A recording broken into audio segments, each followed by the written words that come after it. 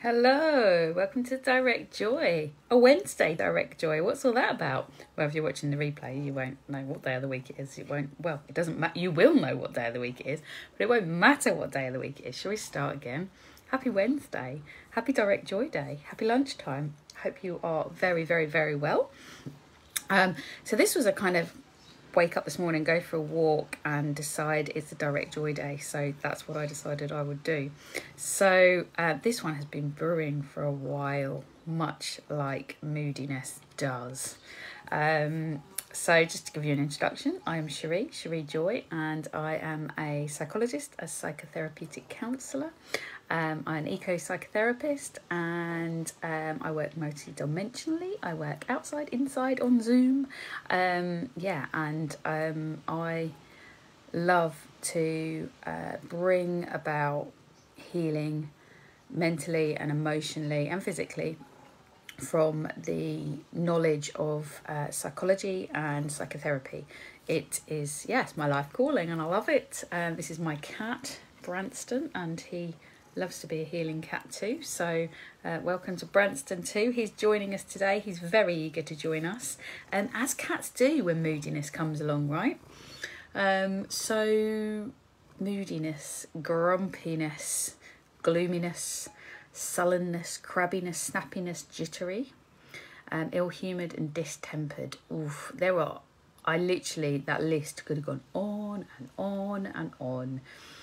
And moodiness is not something we necessarily massively talk about in therapy. Well, not in my experience, but it's something that is absolutely prevailing to who we are as humans. Excuse me. And I think it's a particular thread that is really important to explore and discuss and shine some light on, which is why we're here, because free mental and emotional well-being health info is not necessarily readily available free. I want to do that, so here we are. What causes moodiness? We know how it shows up. It shows up differently for all of us, and it shows up sometimes every time differently for all of us. So bear that in mind, that when we hit moody, or when someone around us hits moody, or our teenager hits moody, or our toddler hits moody, or even our newborn, right? Whenever anyone, our manager, moodiness shows up distinctly different, dependent on the scenario, dependent on the context, dependent on so many different factors. The weather, there's a lot going on. So the causes can be, very, very, very, very wide-ranging. But the top ones that I really want to focus on are stress, which, again, far-reaching. We can feel stressed in our body, we can feel stressed in our minds for so many reasons, and that affects us physiologically as well. It's going to have massive effects on so many different hormones, our sleep patterns, everything is affected by stress, and it's really important to recognise our stress levels and our tools for how we manoeuvre around stress and what that means to our lives. Low blood sugar. So have you eaten? What have you eaten? What's going on? How's your caffeine spikes? How is your sugar levels? What did you eat yesterday? How are your protein levels?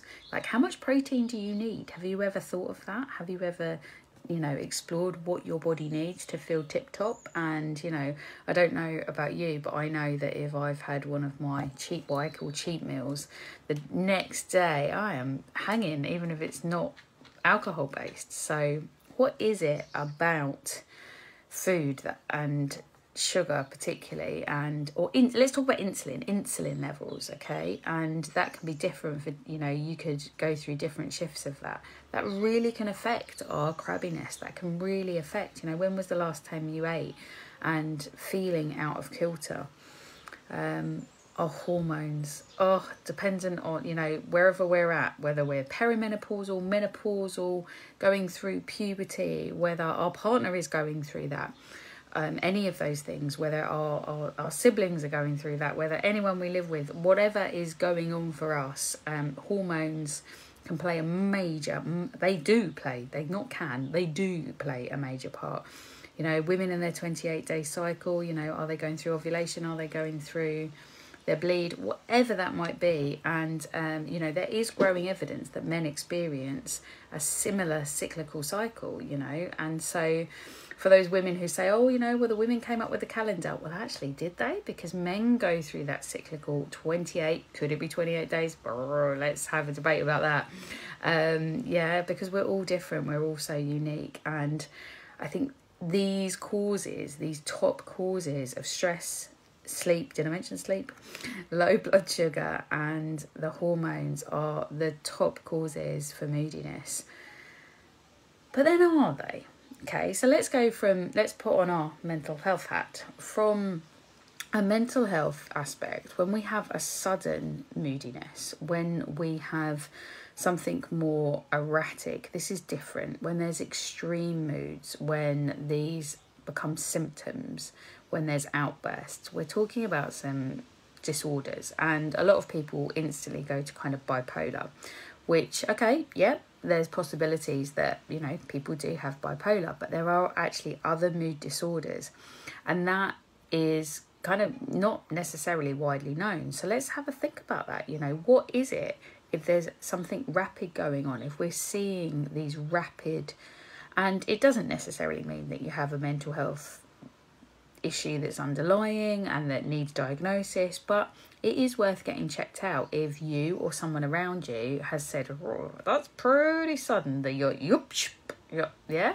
So that yo-yoing can really, really, really make a difference to understanding who we are, understanding how to manage that for ourselves and for those around us.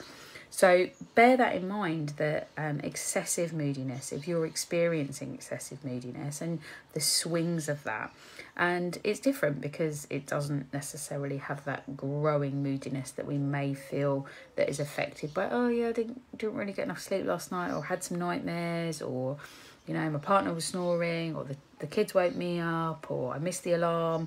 You know, all of these things can play a key factors in then stress, sleep, and can affect our sugar levels and our hormones as well, and our adrenal system. So really paying attention to who we are. I have a wonderful, it's called a legend planner, and this kind of helps me to keep track of these things. And I don't use it, you know, I don't allow the perfectionism in me to come out and all the time. You know, I manage that, not allow it. Yeah, maybe I need to do some work on that. Let's put that down for a direct joy. But it actually allows me, the point is that it allows me to keep track, and it allows me to know, well, what's going on and how do I feel, and how I'm getting in touch with myself, which is something that we hopefully all aim to do, because actually, you know, you're important and you're precious, and we want that. We want that for every single unique individual that we are, and offering that to ourselves first and foremost is just absolutely imperative. So understanding what's going on at those levels is great, making time and space for that. And you may then see that there's some extreme erratic stuff, so take note of it, allow it, and process that. And if you need extra support from your GP, from the mental health teams, from myself, you know, there is NHS support, there is private support, and you deserve that support too, okay, if that's something that you're living with. Because you may be on the other side of this, and it might be that actually you're someone who's affected by another's moodiness, and there's two sides to that too, yeah? There's the kind of walking on eggshells because someone hasn't had a good night's sleep and is feeling a bit moody or is a bit premenstrual. There is, excuse me, cat hair, you know, but there's also the kind of sense that, and that changes. So that's like, oh, okay, that person needs some time, that person needs some space, or that person needs a hug. Remember that kind of 15 seconds to reset the neuros, skin to skin, yeah, can be absolutely vital. We know that in babies, but actually it's true for all of us. It's really, really important, and you would have known from previous Direct Joys how important and how much I recognise that maybe it's, even if there's no one else around, even just the own skin to skin contact, just holding your own hand, having that knowledge that you aren't going to leave yourself. You will give yourself this time and space to move through whatever you're experiencing, at whatever level and however complex, or however, oh, this should be straightforward. No, drop the story, hold your own hand, hold your own heart, and be with yourself, because it's absolutely vital that we offer ourselves that time. Because if we don't, what we tend to do is kind of throw out the blame, and it's like, you know, you haven't done the washing up, you haven't tidied your room, I've got to do all this for everyone, and I'm holding all the responsibility, and it becomes tight, and it becomes absolutely entrenched then in our relationships. And we do find then that there's kind of Jekyll and Hyde type stuff going on, and walking on eggshells, and you know, that is then introducing something to the dynamic of the relationship we have with ourselves and the relationship we have with others. That do we want that to be the case? Do you want that to be the case? We all have moody sides and moody elements, but actually when it goes to the point that we really don't want it, and we really are in a place that this is consistent, or there's some patterns to it, what's going on there? And taking space for that is absolutely, it's imperative, really, because otherwise we just stay moody. And who really wants to be moody? Do you want to be moody? There are functions of moodiness, which is great for us to talk about, because the function of moodiness, what does it actually do? If you're moody, what do you get? What's the function of that behaviour? Now, I know for me, if I'm moody, I get to kind of exit a little bit. I'm like, oh yeah, I'm going to give myself a bath, I'm going to give myself a walk, I'm going to actually take time out. So it has a function. There is a deeper level to that, which we'll go into, but actually allowing the function of what does it practically mean. And we all need that practical element in our lives, right? We all need that practical feel of what it means and what we do, the masculine side. But actually, how do we then receive that, the feminine side? What is it like to receive that, to have that time then? And what do we do with it? Because for some, moodiness is actually used, and if we take it from the more extreme angle, it can definitely be used as a controlling factor. Because actually, if I'm moody, you will do this for me. And if I'm moody, it can be a bit of a tactic. Now, this is seen as a narcissistic trait, which, as you know, I'm not particularly keen on these traits being named in this way, because actually we all have reasons for why these things show up, and behind every sad story is usually a sadder one. Behaviours are learnt, and behaviours come with us into the world as we join the world, and it's upon reflection, it's upon work on ourselves, and it's doing that inner work and showing up that we all have the ability to move beyond that. Every level of abuse, whether we are the perpetrator or the victim, and whether we're both. Okay, so I really strongly believe in that, and I've actually started drafting a really brave for me direct joy around abuse and safeguarding, because it is an area that I've worked in for a really, really long time. And it's certainly, a really tricky area for people to navigate professionally and personally and within families. So we will be going there. But for today, let's just think about the fact of the function of the behaviour of moodiness can be taken to that extreme. And if you are in that place, get some help, reach out, take some of the resources that are available to you, both your GP or in your local community. If you're able to reach out to Samaritans, if you're able to reach out to Childline, if that's relevant to you, if you're able to reach out to any of the support, I'll put that in the comments as well, some ideas for some support. But yeah, reach out to someone who will listen, someone you trust, someone in authority, or someone you really trust that you can, because again, it's the reaching out to hold someone else's hand. Do that to yourself first. Hold yourself in that space. Take a deep breath and go for it, because you deserve it. And yeah, we all deserve the space to work through whatever that moodiness is, okay? So we deserve to give that back, not take the projection and say, I'm giving that straight back to you. You can have that, that's yours. Because actually that broodiness, that self-loathing and that withdrawal actually is a little bit of a gift. And that's the Cherie perspective change, okay? Because what is it we can do with that? What is it that we can actually do with the broody, self-loathing and withdrawal? So take a minute. Just think about what I've said, okay? So we take some time, we take some space. We acknowledge that we're moody about certain things, right? Whatever it is, whatever context, whatever space you're in, you're moody about it, okay? You're moody with your partner, you're moody with your children, you're moody with work, you're moody with the washing pile, you're moody with people on the street, you're moody with people on the bus, you're moody with money, you're moody that anything, everything, okay? Any example you can think of that moodiness that then turns into that